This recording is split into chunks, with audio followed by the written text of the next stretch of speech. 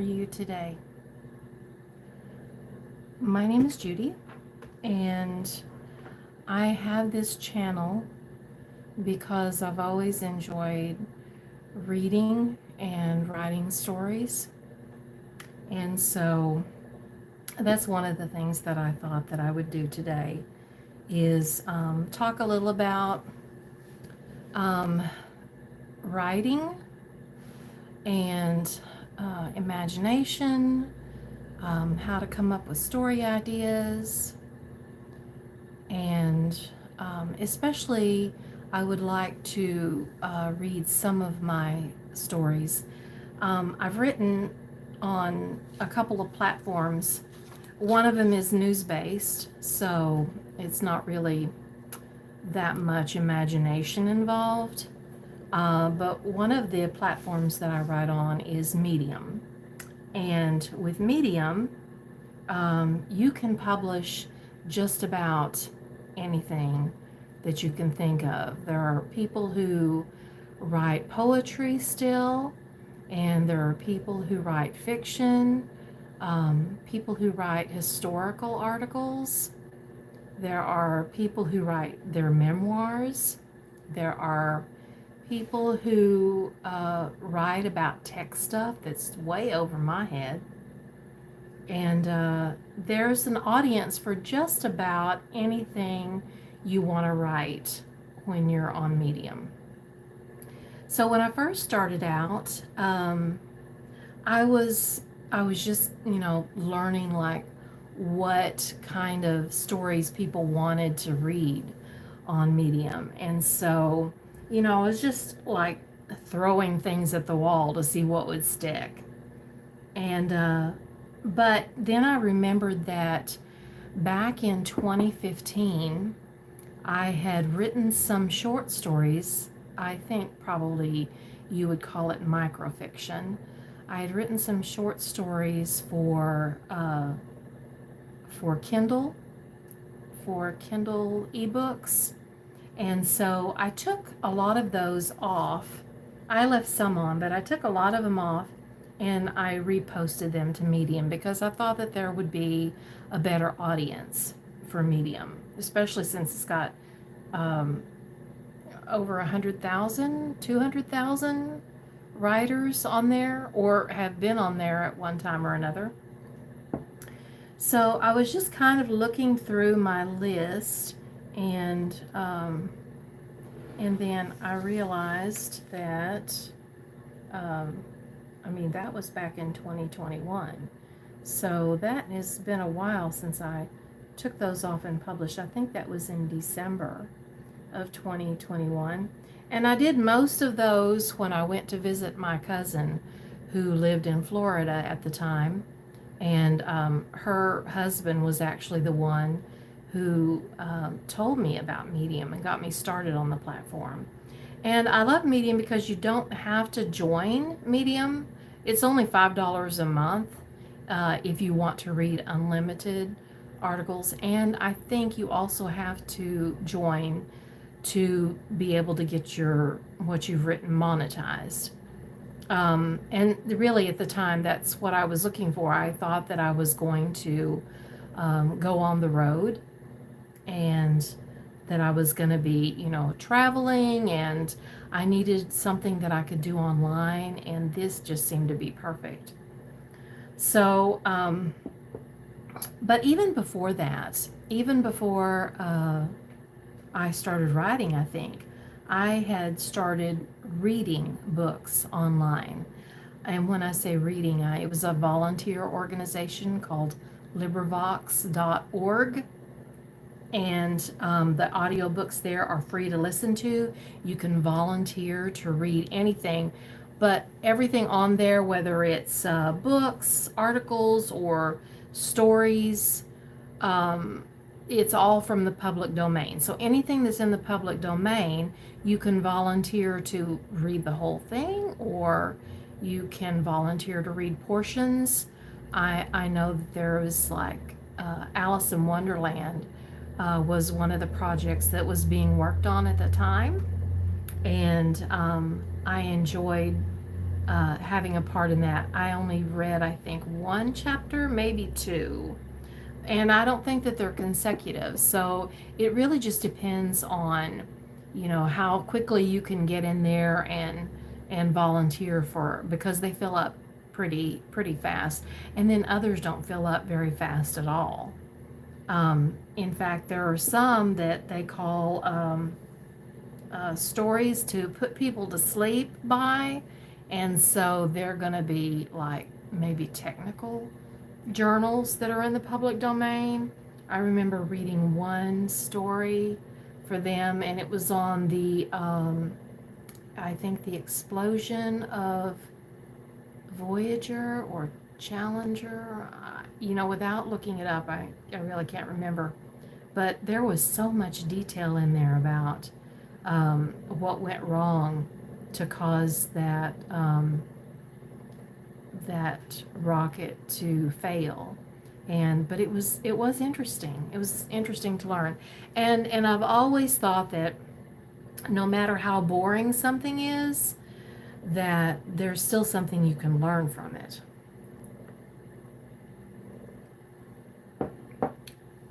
So when I started writing on Medium, one of the first things that I moved over, or maybe it was one that I wrote.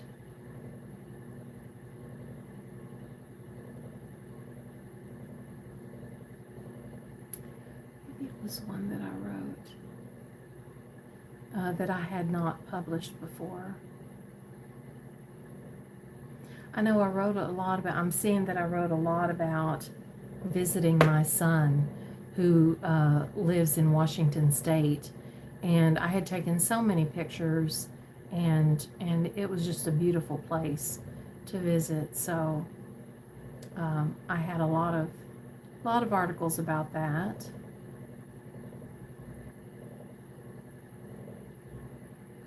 Okay, on November 27th, I wrote a drabble. A drabble, for those of you who aren't familiar with it, is a short story of 100 words exactly. No more and no less. At least that's what one author said that it was on Medium, but I always thought a drabble was 50 words, but maybe I'm wrong. I will leave that to the experts. Anyway, here's what I called a drabble. It says, no one sat on the park bench again after Max left that last day of September.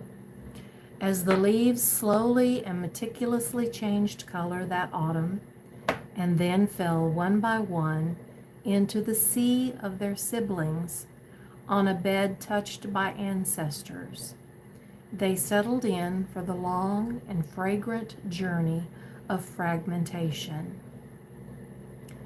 But Max would never breathe in the splendor again, never close his ancient eyes in tearful bliss as the leaves whispered and rustled among themselves. His memories of autumn were gone now, remembered by only a few, and then only by one who remembered everything. So I enjoyed, and I still do, using pictures. Just random pictures can inspire me to think of a story. And I always like to think, what if? What if this happened? Or what if such and such occurred? Or what if somebody started out a story by saying something unusual? And so those are the best places to get ideas for me, is like writing prompts and not only writing prompts, but maybe just like taking a single line out of an existing story and creating a whole new story around that. Okay, so that was Memories of Autumn.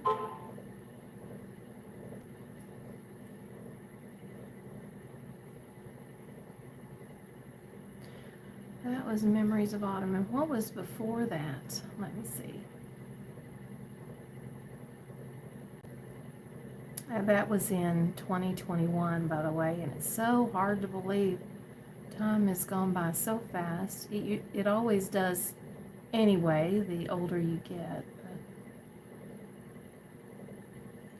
Well, let me read you just this one.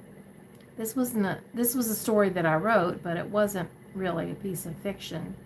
It was when I went to Whatcom Falls Park in Bellingham, Washington, and I wrote this article on November the 28th, so it was the day after that. And of course I had my own pictures. That was pretty cool. Okay, here's my article. I live in a city that has one park, 2 walking trail areas, and 1 green rectangle in the middle of town with no benches or other park features. So I was overwhelmed when in September I visited just one of the gorgeous parks in Bellingham, Washington. Whatcom Falls Park has over 241 acres alone to explore. Google is full of maps and other information about this beautiful area. I just wanted to share some of my own photos. Every trail bend has a great view. There's no way to see it all, and there's no way to go down every trail in a month, maybe a year if someone visited daily. You just never know what you're going to find when you choose a new trail to explore. Sometimes it's a bridge or a gurgling waterfall. There are hundreds of those in all sizes, and there really are. It's just a beautiful park. And of course the waterfalls they look different depending on the time of year that you go, because I was visiting in September of 2021, and this last year I visited again, and it was in April, and there wasn't as much water in the waterfalls as there had been that first time. And my son explained that he's been there before, and that's very common. It really depends on the season that you go to visit the park. Okay, it says, with so much acreage, there could be hundreds of people in the park at one time, and you'd still feel all alone. It was so peaceful. And then I wrote, I plan to see it again next year. I don't think I actually got to go back the next year. I think it was a couple of years later. But it was a beautiful place. And they have, they have regular trails for people to walk on. And they have, like places where you can sit on benches and just watch the scenery and the wildlife. I saw a deer there one time, and it was really, really close, and it didn't seem to be scared of people. So that was fascinating. Of course, I live in a small town that has a lot of deer anyway, and we do have a deer museum that has an outdoor pen with a couple of deer. And so it's not like seeing a deer was something brand new to me, but even still, seeing one just out wandering and not really worried about people or being mistreated or feeling like it's in any danger, That was interesting to me. That was fun. I got a couple of pictures, but I think they were kind of fuzzy.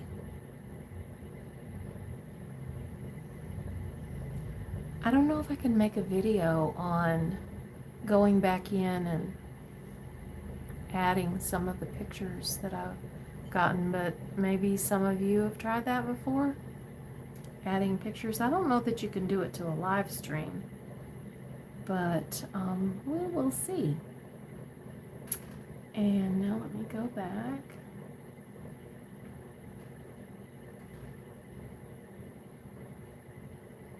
Okay. I think I've actually written a few poems as well. That was back when I was, throwing everything at the wall just to see what would stick. Okay, this one was really, really short. And this one was called Sing Me Home. Sing me home on a cold winter's night, when it's just you and me and everyone else has gone away. When the North Star shines bright and the chill wind touches my soul and you whisper words to warm my heart. Remind me again of the day we met. Elucidate. Let me hear the soft rumble of your voice as you reminisce about the twinkle in my eyes that spoke of forever. Reach for my hand, place it over your heart, and then sing me home.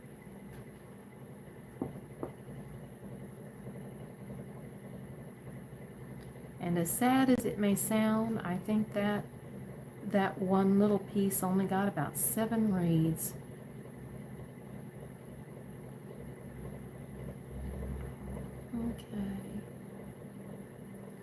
Okay, and the next story that I wrote in November was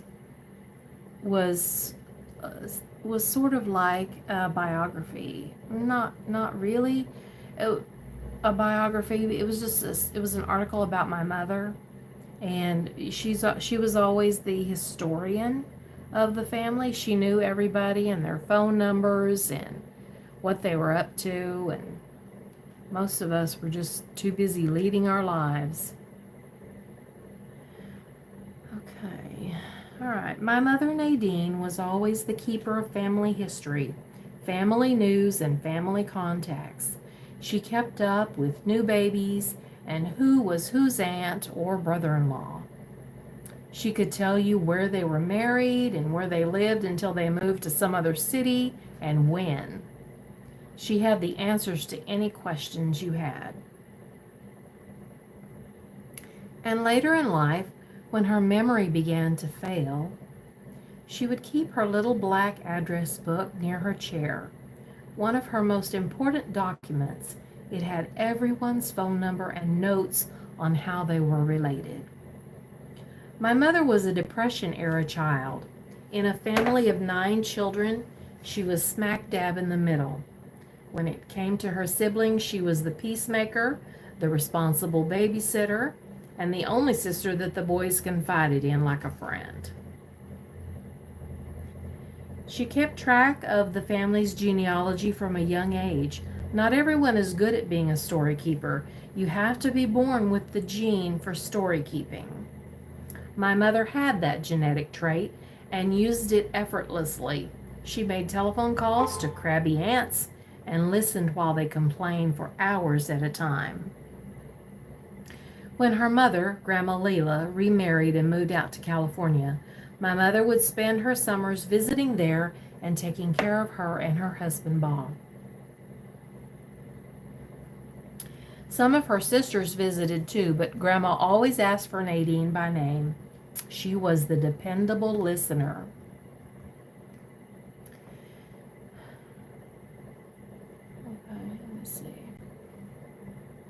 Now, this was written, when did I write this? 2021, yeah, because she passed away in 2019. It's only been 2 years since we lost her after a treatment to keep her lung cancer in remission.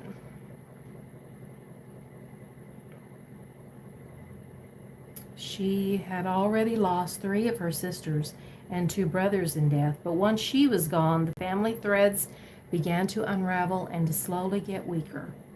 Yes, there's a family group page on social media. Not everyone is there, and conversations are mostly about current events. It's not the same somehow. There's a family story keeper in just about every family, but it may be a dying legacy with families so divided by geography and lack of time and energy. That is still true. Perhaps that is why we feel the need to remember old friends and build new communities with others whose interests are similar to our own. To find people in a community of our own making, to be reminded that we have a history that we want to share and stories we still want to make.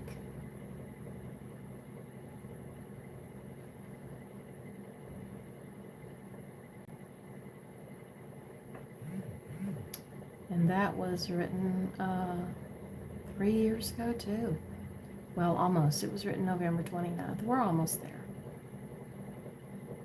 Oops. Let me get back on my page. Get back on my own stories.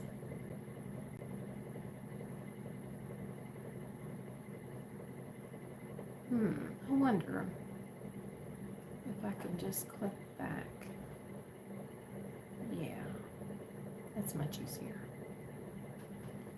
Okay.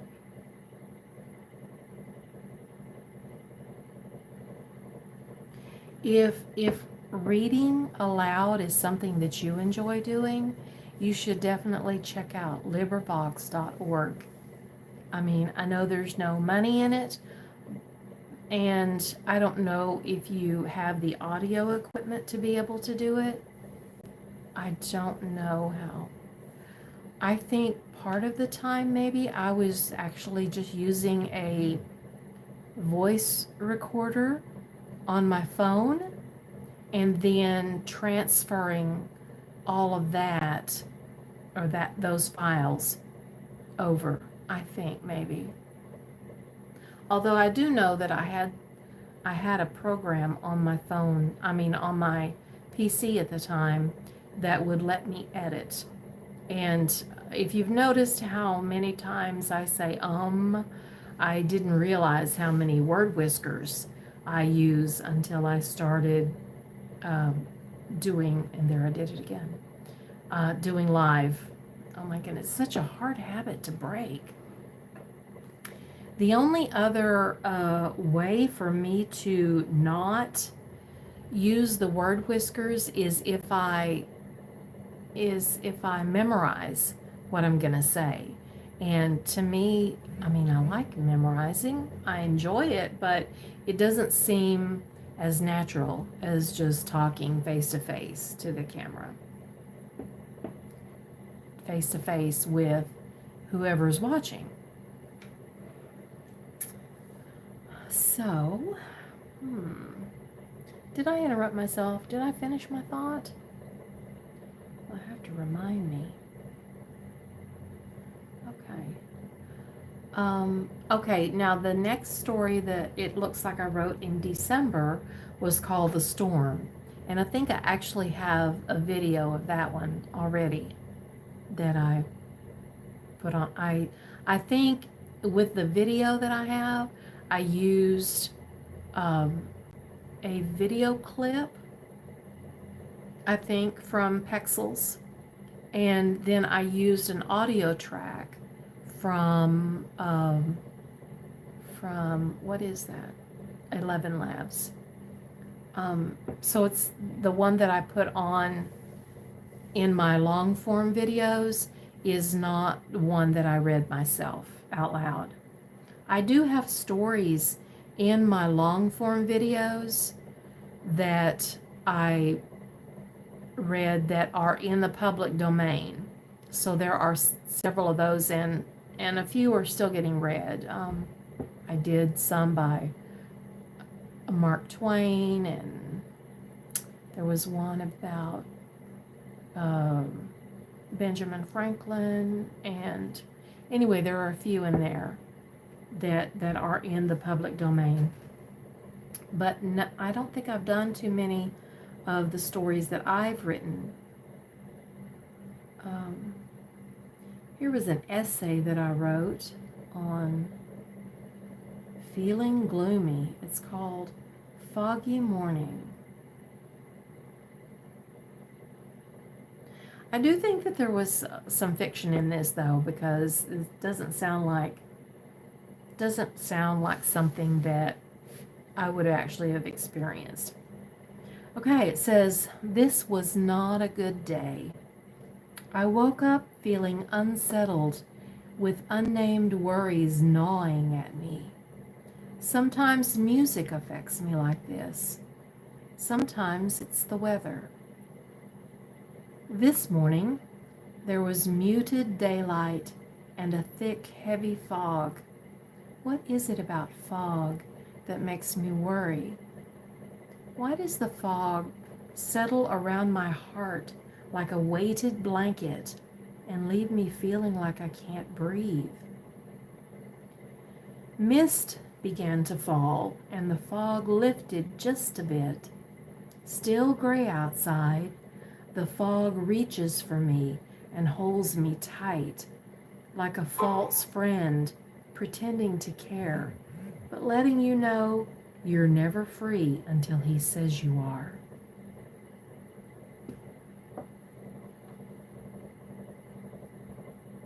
Yeah, that was kind of a gloomy story, wasn't it?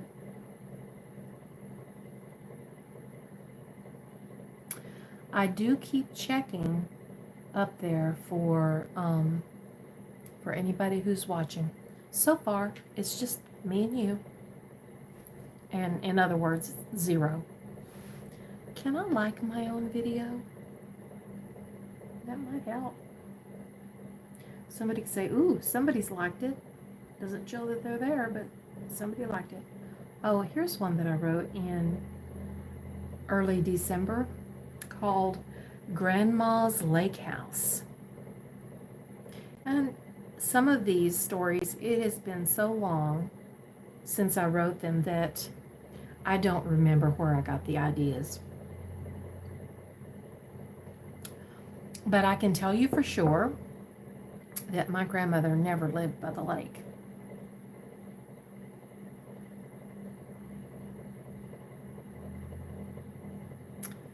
Oh, okay. This is not from a personal point of view. Okay. Andy woke with a start, heart pounding. Disoriented, she lay there a moment, trying to calm her breathing. The dream was already receding and trying to grasp at its wisps and edges left. I think I read that wrong. The dream was already receding and trying to grasp at its wisps and edges left her waking unsettled and a little fearful.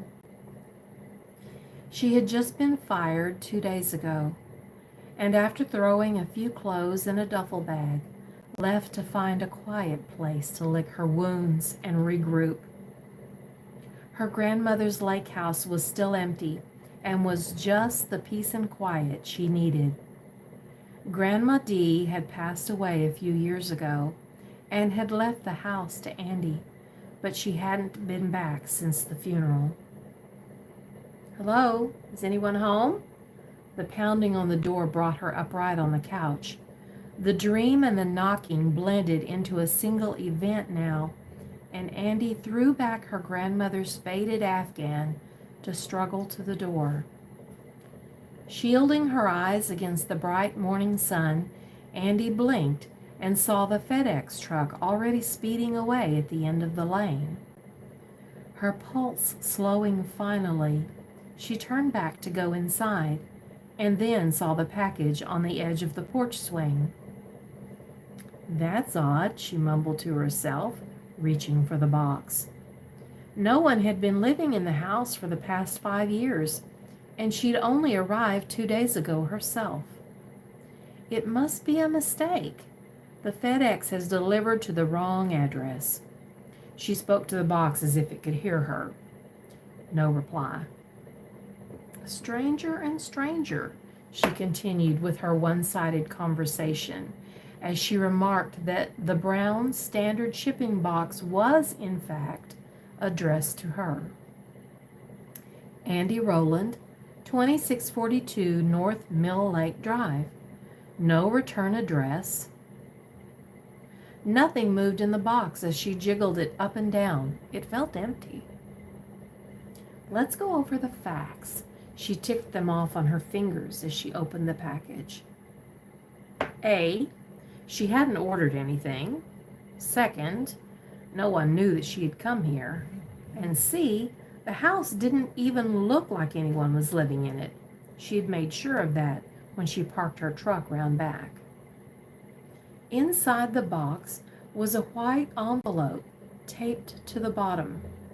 "For Andy," said the instruction in spidery handwriting.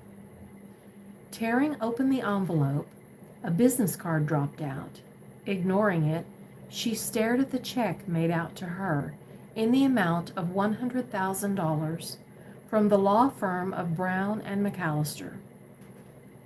Realizing there was another sheet of paper, Andy opened it to find a letter dated 10 years before. "Dear Andy," it said, in the ancient handwriting she recognized as belonging to her grandmother. "I so hoped that you'd return one day. You and I had so many happy memories here. I know you're out making a life for yourself, but one day I hope you'll find this place as comforting and soul-filling as I always have. It gives me joy to hope that one day you'll live in this home once again and make more happy memories of your own.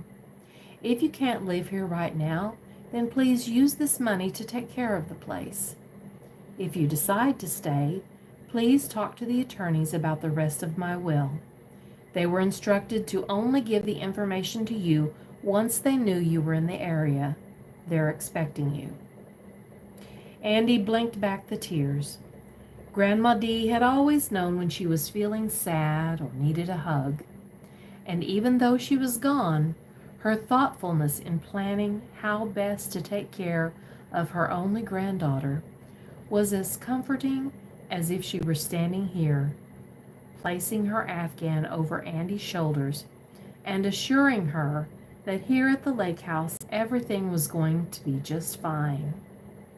With a sigh and a sad smile, Andy reached for the phone.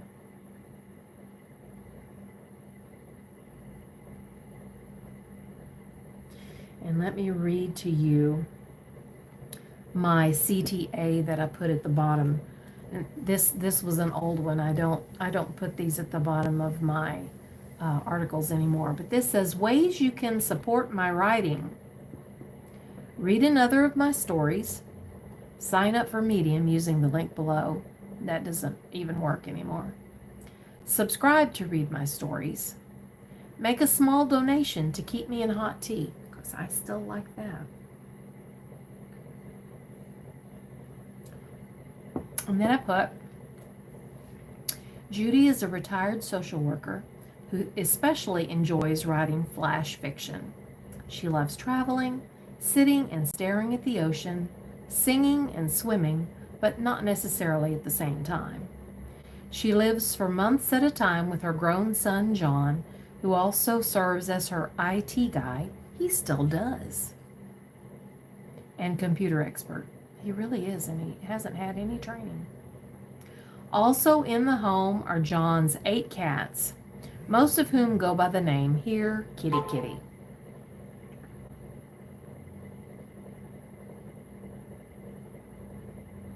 Okay.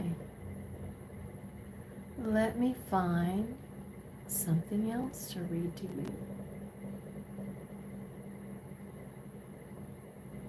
Okay, after that, it looks like I wrote a few more stories about traveling in the Washington area. This one is called It's All About the River. And this reminds me of the day that I went down to Nooksack River, and I could have spent hours there. It was so relaxing. And the ferns are huge, just beautiful. Nooksack River is near Mount Baker, Washington. This lovely area has deep, quiet woods and lovely rushing waters. Every curve and bend of the pathway is postcard perfect. Seriously, somebody who does postcards for a living, they wouldn't ever need to go anywhere else. The Nooksack River is approximately 75 miles long. It starts in the Mount Baker Wilderness and empties into Bellingham Bay. I had to do research for that. I didn't actually travel the 75 miles up and down the river, so I'm taking somebody else's word for that. Because of high rainfall and some of the deepest snowpacks in the country, the river often floods. But this also makes it one of the lushest green areas in the Northwest. The pathways beside the river are meticulously cared for and it's just offer. I did spell it correctly in the article. And offer miles of quiet woods and relaxation. Ooh, I got 8 comments on that. Would you like to hear some of them? It says, Dawn says, great photos. Wish I could share those. Nature nurtures us, even if we just look at the lovely photos. Thanks, Judy, for sharing. And this other writer says, beautiful. Thanks for making me aware of a river in my geological backyard. She must live nearby. And another comment says, that path is idyllic. I could easily see myself spending a good deal of time watching that gorgeous river. Me too. Me too. It's almost hypnotizing. This was fantastic. Thank you, Jimmy. Okay. Another writer says, recently I have visited the Potomac. It has a great view too. Thanks for sharing. Virginia is a lovely place indeed. I don't know why he would have said I was writing about Virginia when I was writing about Washington. Oh well. Lisa says, oh, just gorgeous. I can envision myself walking down that path next to the river in that first picture. I bet the forest air smells so clean and fresh. It really does. Oh, powers that be, take me away to Mount Baker, Washington. And if you want to, you'll probably get there, Lisa. Okay. This other writer says, beautiful, very different from my dry, brown desert locale.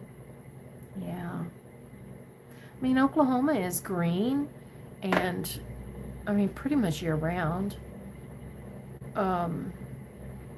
But it's just a different feeling there. Okay, Elvie said, wow, Judy, that's a nice long stretch. Oh, she's talking about the river being 75 miles long. She said, if you walk towards the end of the river, is that going to be winter there soon?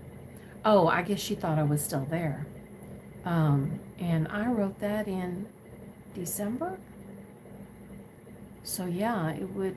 But my son said that in the area of Washington that he lives in, that it's not as cold as it is here in Oklahoma in the wintertime. He says it's something to do with living near the coast.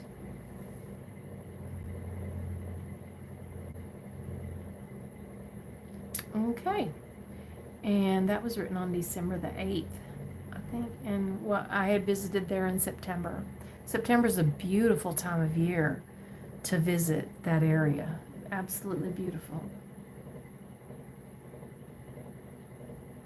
Oh, okay. Here's one of the stories that I think I brought over from Kindle, and it is my cat and mouse story, and that's the name of it. She was in a corner now, literally, with no way out this time. Excuse me, I'm gonna adjust my seat there. Standing frozen in this dark place, with the sound of her heart pounding in her ears, her eyes darting continually in every direction, trying to seek an escape route. She could barely see a few inches in front of her, but she knew that her relentless stalker was nearby. She could hear the sound of soft breathing and padded footsteps as he hunted her down, and knew that in a matter of moments he would be standing in front of her again, just like last time. But this time, she had no strength left to fight anymore. Dried blood was on her nose and her head ached. She was too tired to even cry out. Her instincts told her death was inevitable, even when the adrenaline pumping through her veins was screaming, "Move!" to her bruised and weary limbs. All she wanted to do was find a peaceful sanctuary somewhere, a safe place where she could rest for a while. Closing her eyes wearily, she thought back on her childhood, the time in her life when she was happiest.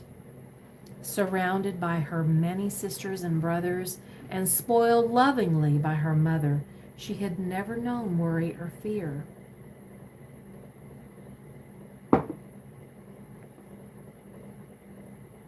Now she was in a city, this noisy, crowded metropolis. I'm sorry, hold on just a second.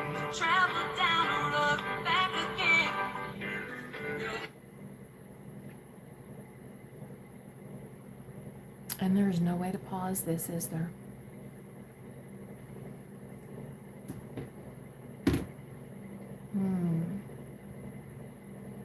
Okay, where was I in the story? Now she was in the city, this noisy, crowded metropolis where one could disappear in broad daylight, or so she had heard. And all of her friends had deserted her during the attack, leaving her alone to face this stalking menace. She should have been more aware of her surroundings, she realized weakly as her eyes closed and she lost consciousness. "Are you okay? What's wrong?" The sound of the little girl screaming in the bedroom brought her mother running to the door. The daughter looked up, tears overflowing.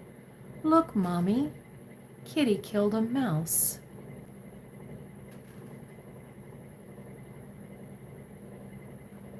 I've always enjoyed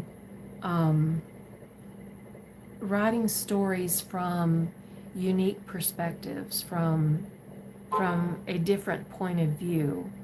I mean, we see things one way,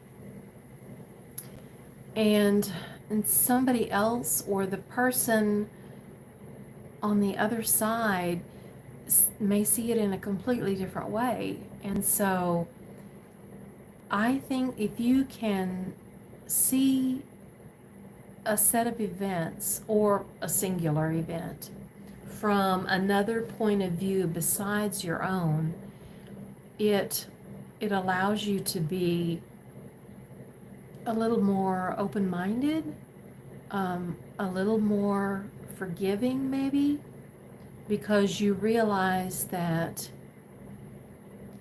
not everybody might see things the way you do. I found this out pretty early. I guess most of us do. When my sisters and I were talking, probably in our 20s or 30s maybe, I'm not sure. and we were talking about something or things that had happened, like when we would go visit our grandmother at her house, or just things that had happened maybe at home. And they would say, "Oh, I don't remember that. I don't remember that happening." And you'd be like, "How could you not remember that happening?" And then the more I thought about it, the more I realized, depending on where you are in a room, or maybe what you're experiencing emotionally, or what the mind chooses to filter out, you can literally remember things completely different than someone else. Now, the police know this as well, and so that's the reason why I think, well, even further back than the police, though, everything used to be like you had to have 2 or 3 witnesses, because events are subjective. And so, but one thing is always true: if it's a red shirt, it's a red shirt. I don't know how anybody could remember it as blue, or green. Maybe a man if you're colorblind. I don't know. And that's they started putting the height. What do they call those? You go into a convenience store or some other place, and you look right beside, and there's a measurement chart. That's how you can tell how tall somebody is, because you can't trust your own memories. Oh, he was a very tall man, and actually he might have only been 5'10". It depends on how short you are, right? So anyway, so I thought, that's an interesting way to approach writing as well.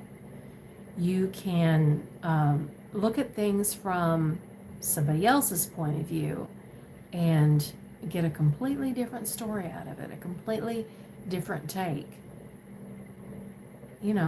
Either you're oh, I know what it is. There's a funny old saying that says, sometimes you're the windshield and sometimes you're the bug. That's the same principle.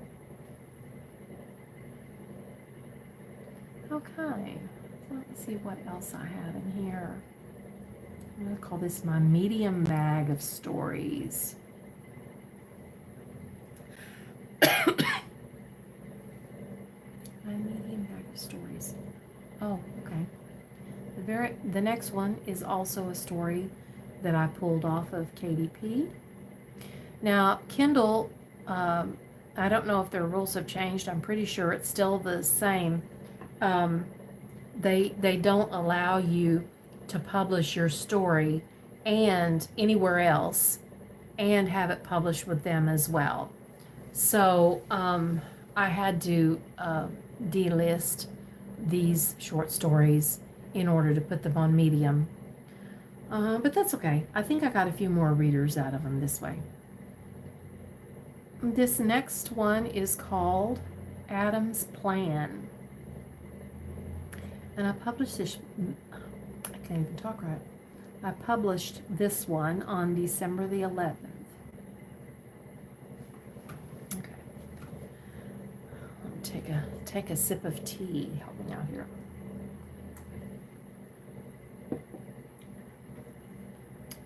The clear-cut glass felt heavy in his hand and smooth to the touch. No one knew he was here. No one even suspected. How could he keep his presence a secret? Would anyone find him before he could follow through with his plans? Taking the last swallow, he tossed the crystal into the old fireplace. With a short, bitter laugh, he remembered an old black and white movie where the actors had thrown their goblets into a fireplace. He had always wanted to do that. Doing it right now felt... No, I read that wrong. I'm sorry. Doing it now felt right, like a sense of completion. Now he could start fresh and go where no one knew his mistakes, his history. And wasn't that what this decision had been about? Ever since the accident 2 months ago, His life had been a nightmare. He hadn't meant for any of it to happen. Not the wild ride through the tunnel, not the dare at the bridge, and certainly not the scene in front of Felicia's house. That was in the past now. He was so tired of feeling guilty, feeling regret and blame. He'd had far too much of that. What was next? Right, check the list.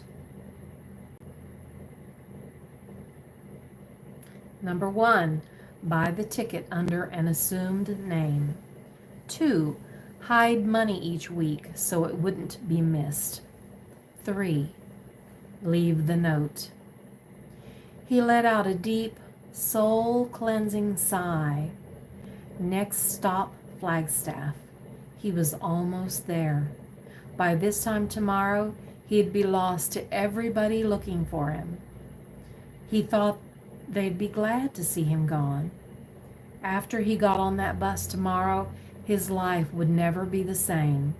He had to turn his back on everything and everyone who had ever mattered, all because of one stupid night.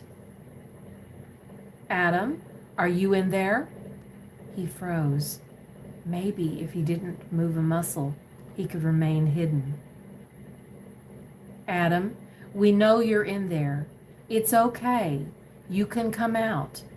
Felicia says she forgives you for throwing the keys off the bridge. She understands all of you were upset that night. Do you hear me? The other boys told us taking the car that night was their idea, not yours. There was a pause. For heaven's sake, Adam, you're just 13. And I only got a couple of comments off of that one. Let me read them. It says, love that last line. Because I read Anne Rice died yesterday, I immediately went to vampire. Adam could be a vampire, newly minted and regretting his decision. Wonderful work. Nope, he wasn't a vampire. He was just a scared little boy. And Mark said, great story, Judy, and the ending. Adam is one determined 13-year-old. And Flagstaff Station. Melbourne? No, there's a Flagstaff, Arizona. I wasn't thinking of Australia. Sorry. Did I say that in my reply? Oh, I did. I said there's also a Flagstaff, Arizona. But whatever works for you. Thanks, Mark.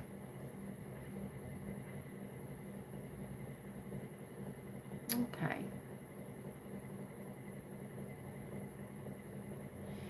Now, I have a lot more stories that I've written here that I really want to put on YouTube, just because it seems like, at some point I could stop writing on Medium, and then if I haven't saved them and I haven't backed them up somewhere, which I haven't, if I haven't saved them already at that point, then I would lose them all. But once they're here on YouTube, then I'm thinking that I will always have access to them. And so would my kids. If anything happens to me, which, one of these days it will, we have hopes, but you never know. So, any of my stories then they would have access to as well. So, and I like that idea. I like that idea of that being part of the legacy that I leave behind for the kids. Let me see. Do we have time for one more? Oh, I forget. This is not a touch screen laptop. I don't know why I was thinking if I just kept poking that arrow that it would go to another page, and it doesn't work like that. Okay. No, this is it says it's a 6-minute read, so I probably better not do that one. Let me go back and see if I can find something just a little bit shorter. that I could combine. Okay, this one is a 3-minute story. Now, I've got the title on here as Forbidden Symbols of the Old Planet, but at the top I can see that I had originally given it the title of The Yellow Bandana. So, anyway, I think you'll probably figure that one out as we go through the story. And the subtitle was, I Couldn't Tell My Mother the Truth. What is this, young man? My mother demanded as she thrust the bandana toward me. I felt the blood rush to my face as the bottom dropped out of my stomach. Curious sensation. I looked at her in confusion and shook. Let me read that again. I looked at her in confusion and shook my head. It was a ploy to stall for time. I couldn't actually tell her the truth. She'd never believe it. She'd never believe me again in my life. It must have been in Dave's coat when he let me borrow it, I croaked out. The lie came easily, too easily.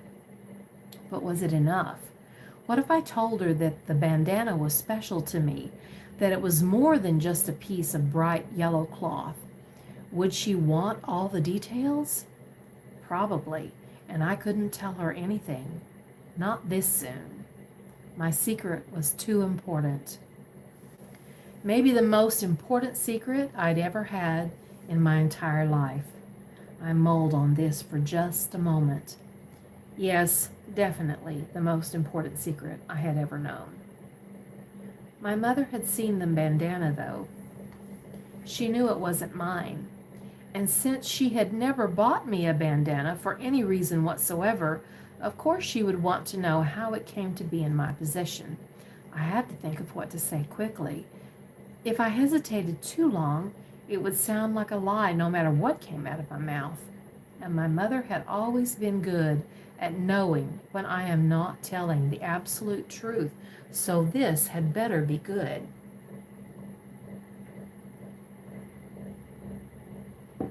I've never seen Dave with a bandana before.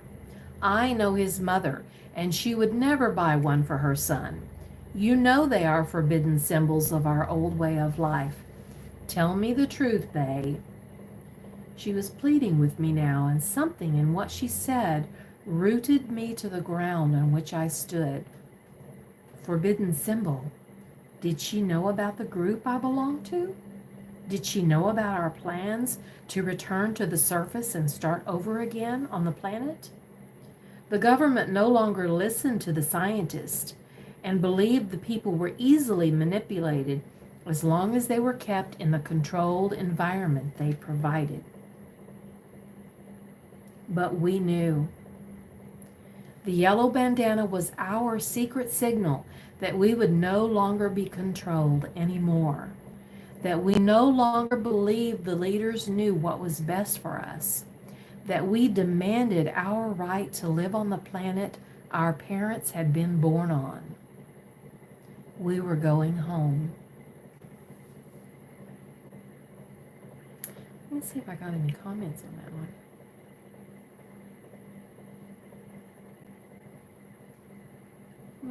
Just one. Just one. Dawn says, as things stand now, it's the elite who will go underground if all heck breaks loose. But in the future, who knows what the corrupt elite who control government will do? Well, Dawn, what can I tell you? Could be pretty scary times we live in. Depending on your point of view again. Okay. All right. I think that's going to be it for today.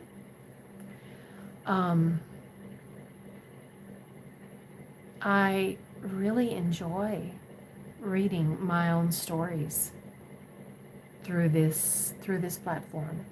And so I will definitely be back again to do this. And I have so many more stories to read. Like I said, that was published in December of 2021, and I've been writing on the platform now for it has been 3 years. I published my first story on Medium on November the 2nd of 2021. So I've got quite a few stories of my own and plenty to talk about.